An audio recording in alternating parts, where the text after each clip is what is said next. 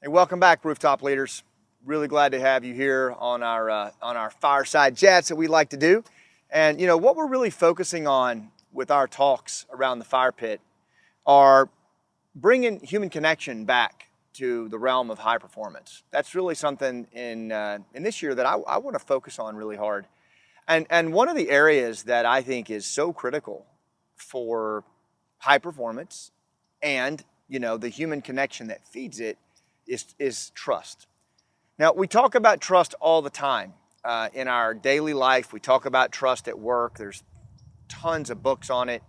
And there's lots of so-called subject matter experts on it. I don't claim to be that. I claim to be a student of trust. I am fascinated with trust as a form of social capital. And I use the working definition of social capital as those tangible linkages between human beings that promote collective action in a positive way. And social capital, I believe, for an organization like your business or a community that you live in or your family, it's essential. Those tangible linkages like rapport and reciprocity and relationships, and of course, trust. Trust is a measurable thing. And when we lose trust or when trust goes down, according to Stephen Covey Jr., we can see that businesses, they lose, it affects their bottom line. It affects efficiency. Speed goes down when trust depletes. And here at Rooftop, we spend a lot of time talking about different kinds of trust, bonding trust versus bridging trust. And if you haven't seen those, I really recommend that you go to the podcast episodes on those and dig in, because the more you have a command of this thing called trust and social capital, the more relevant you're going to be, particularly in these uncertain, low trust times that we live in. But I also think we can point at people who came before us. We can look at leaders from our past, and we can learn a lot about this thing called trust, because there are timeless principles associated with it that, as smart as we think we are and as evolved socially as we think we are and as advanced and sophisticated as we think we are today, there's still some folks out there that came before us that had a really good handle on what it means to establish trust in the arena. And we should at least start there as a point of departure. One of them is former Secretary of State George Shultz, who we just lost not too long ago at the filming of this vlog. Secretary Shultz, he served, in addition to being the Secretary of Labor and Treasury, he was also the Secretary of State. He served under multiple presidents. And, I believe he represents the antibody to divisionism. I talk all the time about divisionism. Divisionism is the practice of dividing people and groups using contempt to achieve a localized or narrowly focused agenda. It's pretty much what every politician on the planet's doing these days, on both sides of the aisle, just to be sure I'm super clear and fair. George Shultz really wasn't that in my professional assessment. George Shultz was a guy who played it pretty straight, and he focused on issues and principles. And there are still those folks in our recent history that do that on both sides of the political spectrum, of all colors and ethnicities.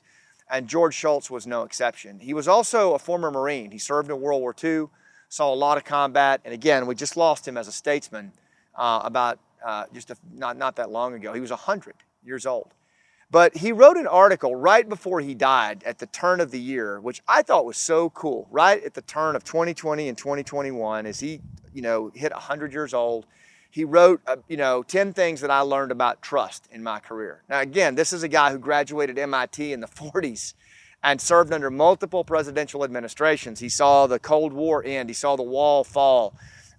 He engaged in, was very active in desegregation.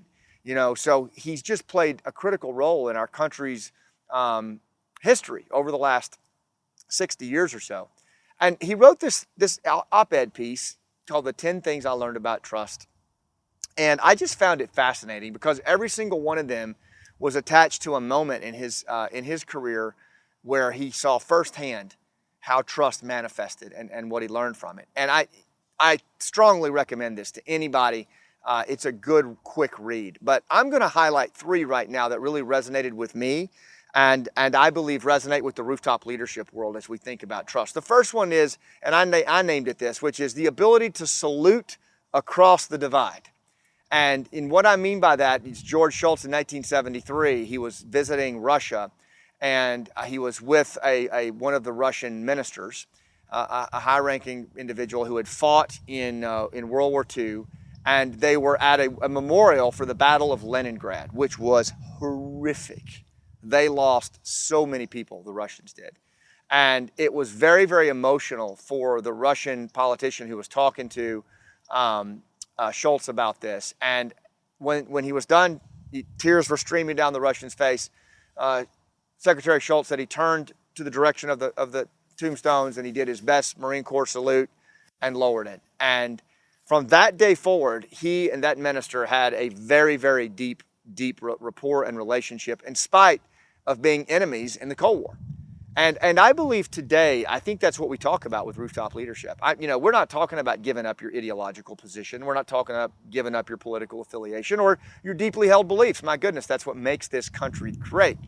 But can you salute across the divide? Can you render respect to someone else who has a different opinion than you do without the whispers of contempt? I don't know. I hope so, because we need it. The second thing that Secretary Shultz talked about that I loved is the power of a story. And he learned this from Ronald Reagan. Secretary Shultz wrote a speech that Reagan was going to give, and Shultz had drafted it. He gave it to Ronald Reagan, and President Reagan said, well, give me a second, I'm going to do some work on it. And boy, did he do some work on it. He wrote a whole story that related to him around it. And Secretary Shultz, I think, had his feelings hurt a little bit, and President Reagan explained to him that when you encase your idea in a narrative, it builds emotional bonds. And what Secretary Shultz went on to explain is that emotional bonds build trust. So if you think about it, narrative or story is an accelerant to trust. Now, man, do we need that in these times? So rather than giving people facts and figures and spewing over each other, perhaps if we just ask someone to share their story about where they're coming from or why they feel a certain way, and we just listen as if our life depends on it. Wonder what that would look like. But that's the power that story has in these uncertain times. And then finally, he cited the Reaganism of trust but verify. I've always liked that one as a military officer, particularly working with indigenous people in places around the world. It's very, very important that you trust them. You have to build trust and rapport, but we were also building capacity, right? So we were teaching them how to shoot and maneuver and do more high-risk things. And ultimately what you want to do, just like when we're working with our kids, we want to ultimately be an overwatch and then step completely out of the way, right? But you can't do that if you don't trust but verify along the way. And when you do trust and verify, then that trust allows for better verification and it just feeds on itself. And I don't think you see a lot of that these days. It's almost like an affront if you try to verify something. You're micromanaging or you don't trust that person. And I think it's exactly the opposite. You're trusting them, but you just want to verify that the capacity and the capability is there to do what needs to be done at the highest level. So a little tip to any business leaders that are watching this, any leaders, what I've learned in a much shorter career than Secretary Shultz had is the best time to talk about trust but verify is when risk is low or when emotions are low. If you just explain to your people, hey, I'm the kind of leader that likes to trust but verify, just explain that early and often, and then when it's time to do it, they won't take offense, and if they do, you can just remind them. Remember, we talked about this the other day in our all-hands meeting. I like to trust but verify. That's all that's happening here. Emotional temperatures drop right down, and you've got a good system in place. So those are the 3 things that I'd like to highlight from Secretary Shultz and his wonderful 100 years of life. Again, I am an apolitical person. I look at the individual, I look at the woman, I look at the man, and I look at the tracks that they left. And that statesman left a lot of tracks. That Marine left a lot of tracks in our world. And I hope that you'll check the article out and you'll use them. And most of all, I hope that you'll promote trust in your world. Thanks for what you do. I'll see you on the rooftop.